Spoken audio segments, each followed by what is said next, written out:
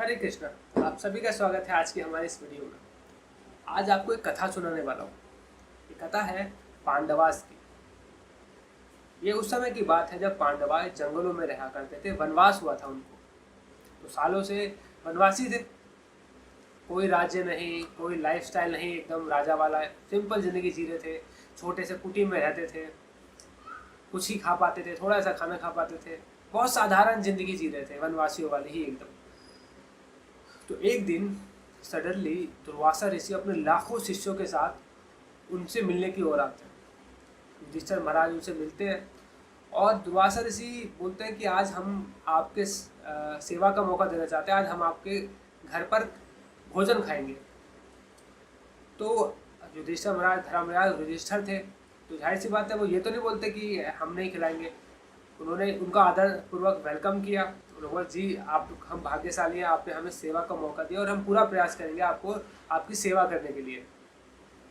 तो दुर्वासा ऋषि ने खुश होते बोला ठीक है, आप अपने घर पे प्रसाद बनवाइए जब तक हम स्नान करके आते हैं।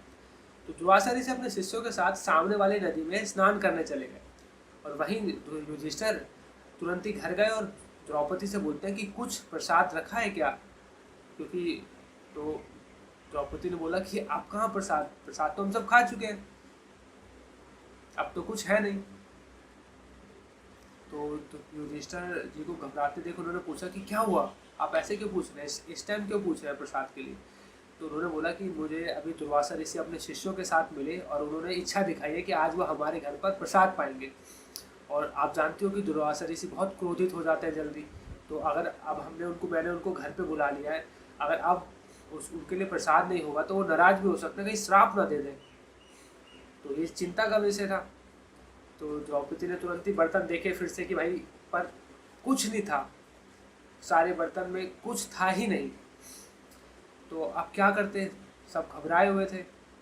तो द्रौपदी ने वहाँ पे सभी पांडव ने भगवान को, कृष्णा को याद किया, हे कृष्णा आप मदद कीजिए। तो भगवान भी तत्क्षण प्रकट हो गए, तुरंत ही आ गए और आते ही बोलते हैं कि मुझे बहुत तेज भूख लग रही है, कुछ खाने को है क्या। तो द्रौपदी या बाकी सब बोलते हैं हे प्रभु खाना ही तो नहीं है, तो इसलिए तो आपको याद किया, कुछ है ही नहीं। तो बोलते नहीं नहीं, मुझे बहुत तेज भूख लगी है, मुझे कुछ भोजन दीजिए।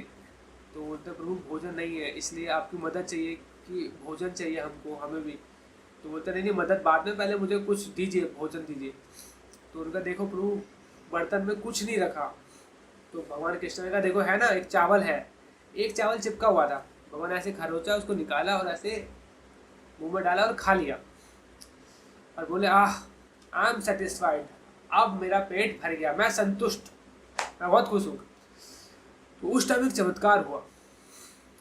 पृथ्वी पे जितने भी लोग थे सभी का एकदम से मानो पेट भर सा गया हो, सभी का टमी फुल, एकदम सब संतुष्ट महसूस करने लगे। तो दुर्वासा ऋषि तो नहा रहे थे अपने शिष्यों के साथ। तो उनमें से शिष्यों ने बोला कि गुरुदेव पता नहीं एकदम से क्या हुआ, बहुत पेट भरा भरा लग रहा है। तो सारे शिष्य बोले हाँ गुरुदेव, एकदम से ऐसा लग रहा है कि अब तो कुछ खाने की हिम्मत ही नहीं हो रही मेरे को, तो मैं तो कुछ नहीं खा पाऊंगा। तो गुरुदेव ने बोला हाँ बात तो सही है, मानो एकदम से पेट भर सा गया हो। तो वो देखते हैं सडनली दूर से भीम की आवाज़ आ रही थी। अब भीम उनको बुलाने के लिए आया था, चलिए गुरुदेव। तो उनमें से किसी ने बोला देखो गुरुदेव भीम आ रहा है, अगर गलती से भी इसने हमें देख लिया कि हम नहा रहे हैं, और ये जितना खाता है ये इतना खाएगा और उतना ही खिलाता भी है, इसकी ये आदत है कि ये अगर 100 रोटी खा रहा है तो 100 उतनी ही दूसरों को भी खिलाता है। और अभी मेरी बिल्कुल भी इच्छा नहीं है कि मैं कुछ भी खा पाऊँ, क्या करूँ गुरुदेव। अब हमने खुद ही बोला है कि हम आपके घर पे खाना खाने आए, अब मना करेंगे तो भी अच्छा नहीं लगेगा, तो क्या करें। तो गुरुदेव ने बोला कि देखो बात तो सही है, और अभी क्या करते हैं, अभी दूर है ये, छुपके से निकल लेते हैं, इससे पहले ये हमें देखें। और सारे शिष्य अपने गुरु के साथ वहाँ से भाग लिए।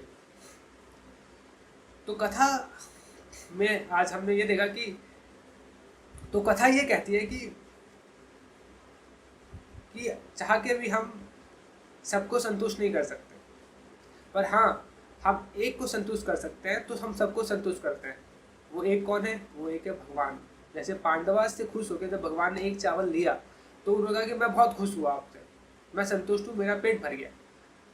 और उसी टाइम सभी लोग वहाँ पे संतुष्ट हो गए, सभी का पेट भर गया। तो कथा क्या सिखाती है? कथा हमें यह बताती है कि हम इंसानों की एक लिमिटेशन है, मनुष्य की एक लिमिटेशन है, वो सीमित है, वो सबको संतुष्ट नहीं कर सकता चाह के भी। भगवान कृष्ण भगवत गीता चैप्टर 9 वर्स 10 में यही बताते हैं कि भौतिक संसार टेम्परेरी है, इसमें बहुत मिजरीज हैं, बहुत समस्याएं हैं इसमें, तो चाह के भी आप सारी समस्याएं, सारी प्रॉब्लम्स खत्म नहीं कर सकते। तो आपको क्या करना है? आपको प्रयास ये करना है कि आप भगवान की सेवा में लगे, उनको संतुष्ट करने का प्रयास करें। भगवान कृष्ण ऐसा बता रहे हैं। क्यों बता रहे हैं? इसको बताते हैं भगवान कृष्ण चैप्टर 9 इसी चैप्टर के 33 श्लोक में। वो बताते हैं कि ये भौतिक संसार जो है ये मेरी डायरेक्शन से चलता है, मेरे द्वारा चलाया जाता है। तो जाहिर सी बात है, जो चीज़ भगवान के द्वारा चलाई जा रही है, अगर हम भगवान को संतुष्ट करने का प्रयास करते हैं तो हम एक तरीके से हम पूरी प्रकृति को संतुष्ट करने का प्रयास करते हैं, क्योंकि भगवान इस प्रकृति को चला रहे हैं। हम चाह के भी सबको संतुष्ट नहीं कर सकते। उदाहरण के तौर पे आज देख सकते हैं कि पूरी दुनिया में कोविड-19 किस तरह से फैल रहा है, कोरोना वायरस से कितने लोग परेशान हैं। पूरा देश, पूरी दुनिया ऑलमोस्ट बंद हो चुकी है, कोई घर से नहीं बाहर जा रहा, नौकरी नहीं है, अब लोग धीरे धीरे लोगों के घर पे खाना तक नहीं है, लोग भूखे भी हैं। सरकार सबके घर तक खाना पहुंचाने का पूरा प्रयास कर रही है, करोड़ों लोगों को खाना मिल भी रहा है, पर स्टिल हम देख सकते हैं कि लाखों लोग ये अभी भी कंप्लेन कर रहे हैं कि उनको खाना नहीं मिल रहा, वो परेशान है, सरकार से मदद नहीं आ रही।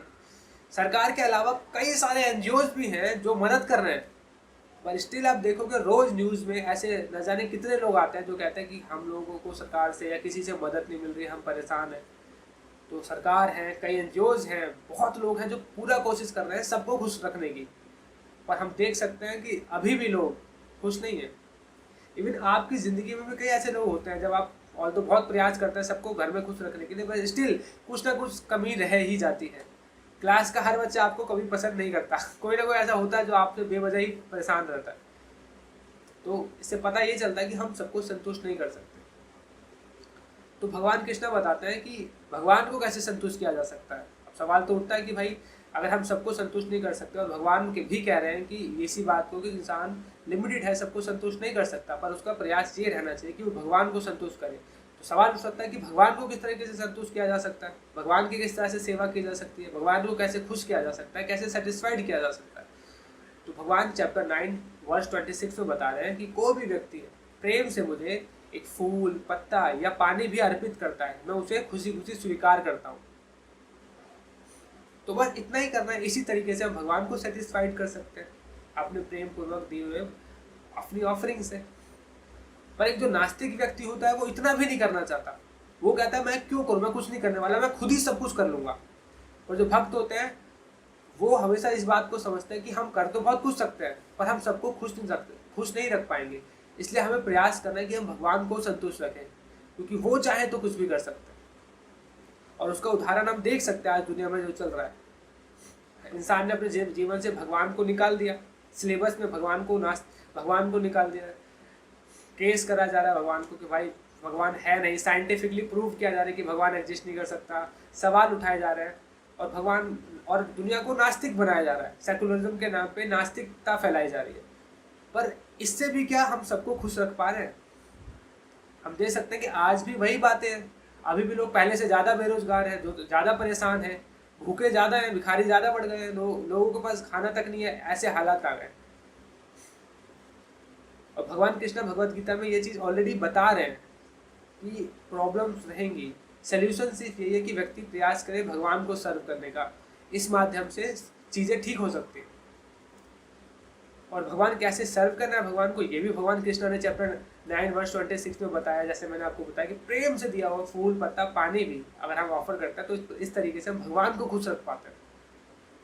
और भगवान को अगर खुश रखते हैं तो क्या होगा, आप खुद सोचिए। जिस भगवान खुद बता रहे हैं कि पूरी प्रकृति, भौतिक संसार मेरे द्वारा चलाया जाता है, तो जो व्यक्ति दुनिया चला रहा है अगर हम उसको संतुष्ट करें तो जाहिर सी बात है इनडायरेक्टली हम पूरी प्रकृति को संतुष्ट कर देंगे, क्योंकि हम प्रकृति चलाने वाले को संतुष्ट करने का प्रयास कर रहे हैं। तो ये बहुत बड़ी बात है, इस चीज़ को हमें समझना है।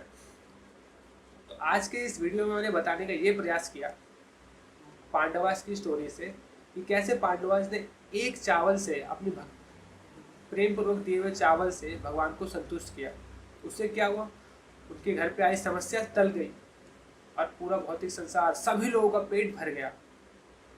और भगवान कृष्णा भी यही बता रहे हैं चैप्टर 9 वर्स 10 में कि समस्या रहेंगी पर इंसान भी लिमिटेड है, तो उसका प्रयास यही रहना चाहिए कि वो भगवान को सर्व करे पहले।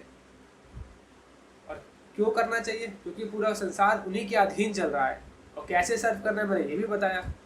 तो आई होप आज की वीडियो आपको समझ आई होगी कि इंसान चाह के भी सबको खुश नहीं रख सकता, पर चाह के किसी एक को खुश रख सकता है, वो है भगवान। और अगर भगवान को संतुष्ट करने का प्रयास करता है तो उसके माध्यम से प्रकृति को सबको संतुष्ट करने का प्रयास करता है और कर पाता है।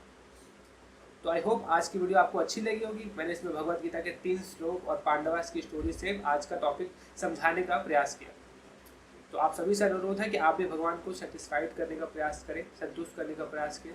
भगवत गीता पढ़ सकते हैं, भगवान को जानने का प्रयास कीजिए, भगवान का नाम जप सकते हैं, और पत्रम पुष्पम फलम तोयम, भगवान को फूल पत्ता या पानी भी ऑफर करके उन्हें संतुष्ट किया जा सकता है। बस इतना ही करना है। So thank you so much. Hare Krishna.